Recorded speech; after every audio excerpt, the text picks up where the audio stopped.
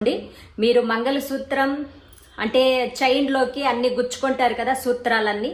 అది చేసేది మనం బ్రాహ్మీయ ముహూర్తంలో అన్నా చెయ్యవచ్చు, లేదా సాయంత్రం వేళలో అయినా చెయ్యవచ్చు. అది గుచ్చే టైంలో మనం చైన్లోకి మంగళసూత్రాలన్నీ కూడా కూర్చుకునే టైంలో ఎవరితోనూ మాట్లాడకూడదు. మనం శుద్ధంగా ఉండాలి. అలాగే పూజా మందిరంలో దీపం వెలుగుతూ ఉండాలి. అక్కడ పూజా మందిరంలో కూర్చొని లోపల అమ్మవారి ఎదురుగ్గా అమ్మవారే మనకు పక్కన ఉండి సాయం చేస్తున్న భావనతో మనం అంతా పవిత్రంగా మంగళసూత్రాలు మార్చుకోవాలి. మెడలో నుంచి తీయబోయే ముందే మనం మెడలోకి పసుపు కొమ్ము దారంలో కట్టుకుంటారు కదా, అలా ఒకటి కట్టి 9 పోగులతో గాని 21 పోగులతో గాని దారాన్ని సిద్ధం చేసుకొని దాంట్లో పసుపు కొమ్ముని కట్టి దాన్ని మెడలో అలంకరణ చేసిన తర్వాతే లోపల మనం వేసుకున్న చైన్ని బయటకు తీయాలి.